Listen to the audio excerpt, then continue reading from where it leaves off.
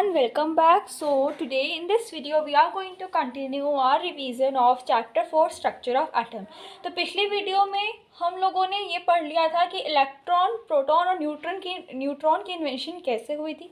इस वीडियो में हम पढ़ने वाले हैं about all the atomic models, atomic mass, atomic number, isotope, isobar, इन सब चीज़ों के बारे में हम पढ़ने वाले हैं।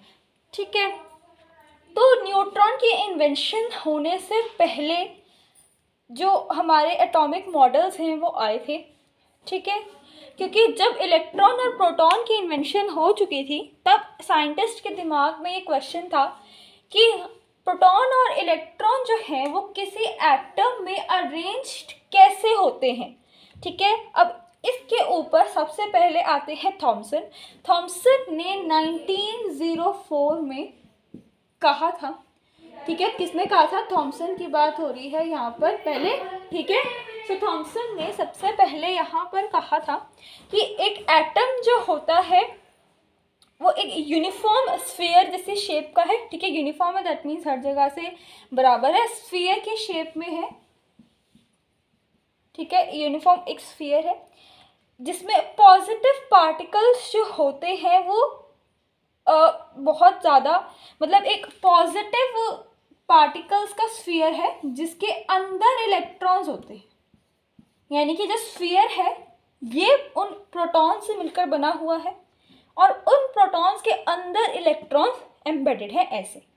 ठीक है, और उन्होंने क्या कहा कि ये जो नंबर ऑफ इलेक्ट्रॉन्स हैं जो कि इसके अंदर एम्बेडेड यानी कि घुसे हुए हैं प्रोटॉन के अंदर, इस पॉजिटिव स्फीयर के अंदर, वो कुछ इस तरह से हैं कि जितना भी ये नेगेटिव, क्योंकि हमने पढ़ा था कि नंबर ऑफ प्रोटॉन्स जो होते हैं हमारे, they are equal to number of electrons. ठीक है, तो उन्होंने भी यही कहा कि इलेक्ट्रॉन्स इस तरह से एम्बेडेड होते हैं कि उनका जो टोटल नेगेटिव चार्ज है वो इस पॉजिटिव स्फीयर के पॉजिटिव चार्ज के बराबर होता है। ठीक है, उन्होंने ऐसा कहा। और इसके कारण क्या होता है, जो पूरा एटम होता है वो न्यूट्रल होता है। अब देखो, अगर प्रोटॉन सपोज 13 होंगे जिसका चार्ज पॉजिटिव होगा और इलेक्ट्रॉन्स भी उतने ही है बट चार्ज नेगेटिव है, तो ऑब्वियसली क्या हो जाएगा, ये न्यूट्रल हो जाएगा, कैंसिल आउट होकर ज़ीरो एट लास्ट, है ना। तो इसलिए उन्होंने कहा कि जो इलेक्ट्रॉन्स और प्रोटॉन्स है उनका चार्ज अलग होता है, वो तो हमें पता ही है, नंबर सेम होता है और एटम जो है वो न्यूट्रल हो जाता है। इस मॉडल को हम वाटरमेलन मॉडल भी कहते हैं और इसे हम लोग प्लम पुडिंग मॉडल भी कहते हैं, बिकॉज थॉमसन ने क्या कहा, थॉमसन ने अपने इस चीज़ को कंपेयर करा। अच्छा, ये जो थॉमसन ने सोचा कि एक पॉजिटिव स्फीयर होता है और उसके अंदर जो इलेक्ट्रॉन्स होते हैं वो ऐसे एम्बेडेड होते हैं, इन्हें ये आइडिया जो है ये दो चीज़ों से लेकर मिला। एक है हमारा वाटरमेलन और एक है हमारी पुडिंग। ठीक है, जब उन्होंने इन दोनों चीज़ों को एज अ एटम इमेजिन किया, ठीक है, उन्होंने क्या देखा, उन्होंने सोचा कि जिस तरह से एक वाटरमेलन जो है उसमें जो सारा का सारा रेड पार्ट है एंड ऑल दैट, जो कंप्लीट वाटरमेलन है वो प्रोटॉन की तरह है और उसके अंदर जो वाटरमेलन के सीड्स हैं, हमारे जो वाटरमेलन के सीड्स जो कि कहीं कहीं पर पाए जाते हैं वो हमारे इलेक्ट्रॉन्स हैं। दैट मीन्स एक वाटरमेलन के स्ट्रक्चर की तरह ही एटम का स्ट्रक्चर होता है। सिमिलरली उन्होंने इस अपने एटम के स्ट्रक्चर को एक पुडिंग के साथ भी कंपेयर किया। सो ये तो था हमारा थॉमसन मॉडल, जिसमें उन्होंने एज्यूम किया कि एक यूनिफॉर्म डिस्ट्रीब्यूशन होता है किसका, मास का भी, और चार्ज जो होता है वो क्या होता है, मतलब चार्ज जो होता है पॉजिटिव होता है, एक का नेगेटिव होता है, और यूनिफॉर्म होता है दैट मीन्स नंबर जो होता है दोनों का सेम होता है। So this was all about Thomson's model. इसके बाद आते हैं हमारा Rutherford model. This is a very very very important model, पक्का एग्जाम में आएगा, पक्का। ठीक है, so let me explain you that also. Okay, चलो, सो रदरफोर्ड मॉडल से पहले हम सबसे पहले थॉमसन मॉडल के ड्रॉबैक्स जो हैं वो पढ़ लेते हैं। देखो, अगर हर एक चीज़ आई है तो उसके एडवांटेज डिसएडवांटेज तो होते ही हैं, वैसे ही उसके ड्रॉबैक्स भी होते ही हैं हर एक चीज़ के। ठीक है, तो थॉमसन मॉडल में भी ड्रॉबैक्स थे, और वो ड्रॉबैक्स क्या थे वो हम देखते हैं। तो जो थॉमसन मॉडल था वो ये तो एक्सप्लेन ही नहीं कर पाया कि जो हमारा रदरफोर्ड का एक्सपेरिमेंट हुआ वो उसको फुलफिल नहीं कर पाया। अभी एक बार हम चलो एक काम करते हैं, पहले हम रदरफोर्ड मॉडल पढ़ लेते हैं, उसके बाद शायद आपको ये ड्रॉबैक समझ में आ जाए। ठीक है, तो सबसे पहले हम लोग रदरफोर्ड मॉडल पढ़ेंगे and after that I will explain you the drawback of Thompson model. तो रदरफोर्ड ने ये किया था 1911 में, और इस एक्सपेरिमेंट का नाम क्या है, अल्फ़ा रे स्कैटरिंग एक्सपेरिमेंट। तो इसके लिए उन्होंने क्या किया, इसके लिए उन्होंने लिया एक गोल्ड फॉइल। ठीक है, गोल्ड फॉइल लिया उन्होंने। अब गोल्ड फॉइल ही क्यों लिया, बिकॉज ये हाईली मेलिएबल हमारा मेटल है।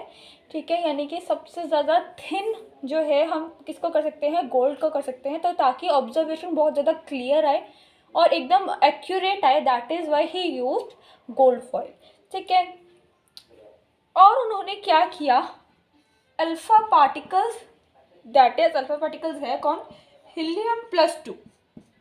ठीक है, नॉट हीलियम, हीलियम+2 जो है ये है हमारे अल्फ़ा पार्टिकल्स। ठीक है, इनको उन्होंने क्या किया, इनको उन्होंने इसके ऊपर बॉम्बार्ड किया, दैट मीन्स कि, और अच्छा एक सेकेंड, इसके अराउंड जो है उन्होंने जिंक सल्फाइड की स्क्रीन जो है वो रखी, ताकि जब हम यहाँ पर पार्टिकल्स जो हैं वो इस पर बॉम्बार्ड करें तो जो ऑब्जर्वेशन है, जब वो पार्टिकल्स यहाँ पे स्ट्राइक करेंगे तो हम देख पाएँ कि पार्टिकल्स जो है वो कहाँ स्ट्राइक कर पा रहे हैं। और ये पता कैसे चलेगा कि स्ट्राइक कर रहे हैं, तो वो जब इस पर स्ट्राइक करेंगे तो यहाँ पर ग्रीन कलर की ऑब्जर्वेशन जो है वो दिखाई दे। ठीक है, तो ये उन्होंने क्या किया, ये उन्होंने कुछ ऐसा सेटअप किया। अब मेन बात आती है हमारी कि उन्होंने ऑब्जर्व क्या किया। So when he bombarded alpha particles on gold foil, what he observed three most important things। तीन चीज़ें उन्होंने जो है ऑब्जर्व की। सबसे पहले तो उन्होंने ये ऑब्जर्व किया कि ऑलमोस्ट पार्टिकल्स, अल्फा पार्टिकल्स जो हैं, ऑलमोस्ट वो पार्टिकल्स क्लियरली जो हैं वो पास हो रहे हैं। ठीक है, कोई प्रॉब्लम उन्हें फेस नहीं करनी पड़ रही है, वो एज इट इज़ जो है वो पास होके यहाँ पर स्ट्राइक कर रहे हैं। दोबारा से कि उन्होंने क्या नोटिस किया कि बहुत सारे अल्फ़ा पार्टिकल्स जो हैं वो एज इट इज़ पास हो रहे हैं गोल्ड फॉइल में से, और फिर एज इट इज़ पास होके बिना किसी डिफ्लेक्शन के, यानी कि बिना किसी जैसे मतलब ऐसे गए तो स्ट्रेट ही जा रहे हैं, ऐसे डिफ्लेक्ट नहीं हुए अपने पाथ से, और यहाँ पर स्ट्राइक कर रहे हैं। ये तो थी उनकी पहली ऑब्जर्वेशन। ठीक है, पहली ऑब्जर्वेशन थी ये उनकी। दूसरी ऑब्जर्वेशन उनकी क्या थी, दूसरी ऑब्जर्वेशन उनकी थी कि कुछ अल्फा पार्टिकल्स जो हैं वो बहुत ज़्यादा डिफ्लेक्ट कर रहे हैं। ठीक है, बहुत ज़्यादा जो है वो डिफ्लेक्ट कर रहे हैं अपने पाथ से, बहुत वाइडर एंगल पर डिफ्लेक्ट कर रहे हैं। तीसरी ऑब्जर्वेशन उनकी क्या थी, the third and the very important observation, वो उनकी ये थी कि बहुत ही कम ऐसे अल्फ़ा पार्टिकल्स हैं जो कि वापस अपने पाथ से वापस, मतलब जैसे ये ऐसे वापस आ रहे हैं। ठीक है, कि जैसे कुछ तो ऐसे क्रॉस कर रहे थे। एक सेकेंड, लेट मी इसको क्लियर कर देते हैं हम थोड़ा सा। मैं यहाँ पर एक डायग्राम बना देती हूँ जिससे थोड़ा सा क्लियर जो है वो हो जाए। ठीक है, तो जैसे ये हमारा सपोज़ जो है वो गोल्ड फॉइल है। ठीक है, कुछ जो हैं अल्फ़ा पार्टिकल्स वो तो एकदम स्ट्रेटली क्रॉस हो रहे थे। ठीक है, कुछ जो हमारे अल्फ़ा पार्टिकल्स हैं वो डिफ्लेक्ट हो रहे थे अपने पाथ से। ठीक है, कुछ अल्फ़ा पार्टिकल्स जो हैं वो डिफ्लेक्ट हो रहे थे अपने पाथ से, ज़्यादा एंगल नहीं बना रहे थे बट डिफ्लेक्ट हो रहे थे। और कुछ अल्फ़ा पार्टिकल्स ऐसे थे जो कि यहाँ पर टच होकर बिल्कुल ही बहुत ज़्यादा वाइडर एंगल से या तो डिफ्लेक्ट हो रहे थे या तो अपने पाथ से वापस आ रहे थे। ठीक है, या तो बहुत ही ज़्यादा एंगल से डिफ्लेक्ट हो रहे थे या तो वापस आ रहे थे। ये थी उनकी ऑब्जर्वेशन। 3 मेजर ऑब्जर्वेशन एग्ज़ाम में आएगा कि या तो आ सकता है explain the Rutherford atomic model, Rutherford model, या फिर आ सकता है explain the observations, conclusions and even drawbacks of Rutherford model. ठीक है, तो ऑब्जर्वेशंस में आप लोग ये लिखोगे, क्या लिखोगे कि कुछ अल्फा पार्टिकल्स क्रॉस कर गए बिना कोई डिफ्लेक्शन के, कुछ अल्फा पार्टिकल्स डिफ्लेक्ट हुए, ठीक है, और कुछ अल्फा पार्टिकल्स अपने पाथ से वापस आ गए या बहुत ज़्यादा एंगल पर, बहुत मेजर एंगल पर डिफ्लेक्ट करे। ठीक है, अब हम देखते हैं कि इससे उन्होंने क्या कंक्लूजन निकाला, वो हम समझते हैं। ठीक है, तो सबसे पहली ऑब्जर्वेशन के हम साथ साथ चलेंगे। सबसे पहली ऑब्जर्वेशन जैसे कि उनकी ये थी कि वो क्लियरली जो है वो पास आउट हो रहे हैं, तो इस ऑब्जर्वेशन के बेसिस पर उन्होंने कंक्लूजन दिया कि एटम में बहुत मोस्ट ऑफ द स्पेस जो है वो एम्प्टी है। ठीक है, एटम में ज़्यादातर स्पेस जो है वो खाली है। दूसरी ऑब्जर्वेशन जो कि थी कि अपने पाथ से डिफ्लेक्ट हो रहे हैं, ज़्यादा नहीं बट डिफ्लेक्ट हो रहे हैं, तो उस पर उन्होंने क्या कहा, उस पर उन्होंने कहा कि यहाँ पर मतलब सेंटर में ऑलमोस्ट कोई हैवी बॉडी है, हैवी नहीं मैं मतलब हैवी बॉडी है और अंदर, और ये पॉजिटिवली चार्ज है, पॉजिटिवली चार्ज है। पॉजिटिवली चार्ज क्यों है? बिकॉज हमारे जो हीलियम पार्टिकल्स थे हमारे, वो पॉजिटिव थे। ठीक है, और यहाँ पर वो डिफ्लेक्ट तभी होंगे अगर, क्योंकि पॉजिटिव क्या होता है, पॉजिटिव रिपेल होता है और नेगेटिव पॉजिटिव जो होता है वो अट्रैक्ट होता है। दैट मीन्स हमारे हीलियम पार्टिकल्स जो थे वो पॉजिटिव थे, और क्योंकि वो अपने पाथ से सिर्फ तभी डिफ्लेक्ट हो सकते हैं अगर यहाँ पर कोई पॉजिटिवली चार्ज्ड बॉडी हो। ठीक है, दूसरी ऑब्जर्वेशन उनकी ये रही। तीसरी ऑब्जर्वेशन उनकी ये थी कि जो पार्टिकल्स बिल्कुल ही बहुत ज़्यादा वाइड एंगल से वापस आ रहे हैं, डिफ्लेक्ट हो रहे हैं, और कुछ तो बिल्कुल ही वापस आ रहे थे अपने ओरिजिनल पाथ से, तो इसका मतलब कि यहाँ पर एक बहुत ज़्यादा कुछ भारी सा सब्सटेंस है यहाँ पर। ठीक है, दूसरा ऑब्जर्वेशन मैंने देखा कि कोई पॉजिटिव बॉडी है बीच में। तीसरा ऑब्जर्वेशन देखा कोई यहाँ पर पॉजिटिव बॉडी तो है, और वो बॉडी जो है वो काफ़ी हैवी है, क्योंकि अगर हम किसी रॉक के ऊपर जो कोई चीज़ आप फेंकोगे, कोई हल्की चीज़ फेंकोगे तो ही वो वापस आएगी। अब बॉल फेंकोगे तो वो वापस आएगी। दैट मीन्स वो रॉक की जैसे एग्जाम्पल दिया है, तो वैसे ही कोई चीज़ हैवी है जिसके कारण वो वापस आ रहे हैं। ठीक है, और उन्होंने इस हैवी बॉडी को नाम क्या दिया? उन्होंने इस हैवी बॉडी को नाम दिया न्यूक्लियस। ठीक है, this heavy body was known to be called as nucleus. ठीक है, उसके बाद और उन्होंने क्या कहा कि इस न्यूक्लियस के अंदर क्या होते हैं? इस न्यूक्लियस के अंदर होते हैं प्रोटॉन्स, क्योंकि प्रोटॉन ही पॉजिटिवली चार्ज होते हैं, तो न्यूक्लियस के अंदर होते हैं हमारे प्रोटॉन्स। और उन्होंने क्या कहा? उन्होंने कहा कि जो हमारे इलेक्ट्रॉन्स हैं उसके बारे में उन्होंने कहा कि इलेक्ट्रॉन्स के बारे में उन्होंने कहा कि ये जो most of the space empty है वो इसलिए है क्योंकि इलेक्ट्रॉन्स जो हैं वो इसके अराउंड रिवॉल्व कर रहे हैं। इसमें ब्लू कलर से मार्क कर देते ताकि पता चले। इलेक्ट्रॉन्स जो हैं वो अपने ऑर्बिट में जो है वो इसके अराउंड जो है वो रिवॉल्व कर रहे हैं। किसके अराउंड? न्यूक्लियस के अराउंड, जिसके अंदर ऑलमोस्ट जो एटम का ज़्यादातर मास है वो इसी न्यूक्लियस के अंदर है, और इलेक्ट्रॉन्स अपने ऑर्बिट में, फिक्स्ड ऑर्बिट में। उसने ऐसा कुछ नहीं कहा, भूल जाओ अगर मैंने कुछ कहा तो। उन्होंने बस इतना कहा कि इलेक्ट्रॉन्स इसके अराउंड रिवॉल्व करते हैं, बस। That's all about the Rutherford experiment और मॉडल। इस मॉडल को जो प्लेनेटरी मॉडल ऑफ एटम भी कहते हैं। ठीक है, क्योंकि जैसे प्लैनेट सन के अराउंड रिवॉल्व करते हैं, ऐसे ही उन्होंने कहा कि इलेक्ट्रॉन्स भी इसके अराउंड रिवॉल्व करते हैं। दैट इज़ वाई, और जिस पाथ में इलेक्ट्रॉन रिवॉल्व करते हैं अराउंड द न्यूक्लियस, वो ऑर्बिट है और वो न्यूक्लियस से बहुत दूर है। ठीक है, न्यूक्लियस से बहुत दूर है। अब हम एक साथ पढ़ेंगे about the drawbacks of Thompson model and Rutherford model.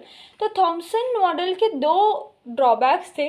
एक तो ये कि उन्होंने कोई एक्सपेरिमेंट जो है वो नहीं दिया था ये बताने के लिए कि एटम का स्ट्रक्चर कैसा है, ठीक है, कोई एक्सपेरिमेंट नहीं था ना, राइट, है ना। उन्होंने क्या किया था, एक आइडिया लगाया था कि हाँ, एक वाटरमेलन और उससे कंपेयर करके एक आइडिया लगाया था, उसको हम वैसे नहीं कह सकते, ठीक है।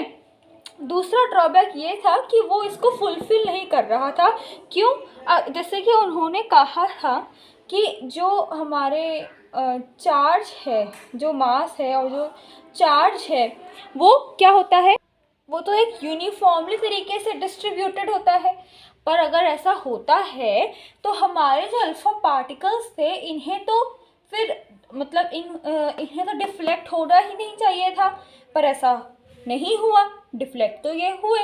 तो इसका क्या मतलब हुआ कि जो थॉमसन मॉडल था वो बिल्कुल फेल हो गया। उसके ड्रॉबैक्स क्या है, उसके तो फ़ायदे ही कुछ नहीं थे, सारे ही ड्रॉबैक्स थे कि वो कम्प्लीटली जो मॉडल था वो फेल हो गया था, ठीक है। अब हम रदरफोर्ड के ड्रॉबैक्स पढ़ते हैं। कोई सोच सकता है कि रदरफोर्ड के भी मॉडल कितना अच्छा था, एक्सपेरिमेंट दिया, बट नहीं, इसके भी ड्रॉबैक्स थे।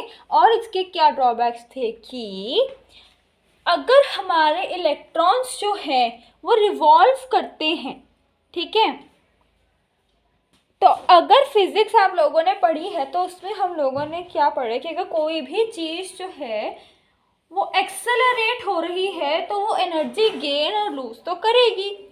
और ऐसे ही यहाँ पर भी इलेक्ट्रॉन्स क्या हो रहे हैं, एक्सेलरेट हो रहे हैं। तो अगर वो एक्सेलरेट हो रहे हैं तो उनकी एनर्जी जो है वो कम होती हो जानी चाहिए, और कम होते होते पहले वो यहाँ आए, यहाँ आए, और फाइनली वो उनको न्यूक्लियस में मिक्स हो जाना चाहिए, बट ऐसा तो कुछ नहीं होता। तो इसका जवाब रदरफोर्ड के पास नहीं था, ठीक है। एक तो ड्रॉबैक उनका ये था, और दूसरा ड्रॉबैक उनका ये था कि वो इलेक्ट्रॉन्स के डिस्ट्रीब्यूशन, ऐसा थोड़ी ना कि एक ही ऑर्बिट है और उसी में ही सारे इलेक्ट्रॉन्स जो हैं वो चक्कर लगा रहे हैं। तो उन्होंने इलेक्ट्रॉन्स के डिस्ट्रीब्यूशन को के बारे में कुछ नहीं कहा, और ना ही एटम के को स्टेबल और कैसे होता है, क्यों होता है, उसके लिए उसके बारे में कुछ बताया। So that were only the two major drawbacks जिसके कारण जो है थोड़ा सा इसमें हो रहा, ठीक है। अब इसके बाद क्या होता है, इसके बाद 1920 में जो हमारा रदरफोर्ड है वो क्या कहते हैं, वो कहते हैं कि सारा का सारा मास जो है वो प्रोटॉन और इलेक्ट्रॉन नहीं मिलकर बनाते हैं, कुछ ना कुछ तीसरा पार्टिकल भी इसमें है। तब जाके ये वो सजेशन देते हैं बट उस पर कुछ काम नहीं करते। तब जाके जो जेम्स चैडविक है वो 1932 में जो है वो बताते हैं कि इसमें एक न्यूट्रॉन भी होता है। तब इन दो मॉडल्स के बाद जाकर न्यूट्रॉन की इन्वेंशन हुई थी, ठीक है। अब हमारा एक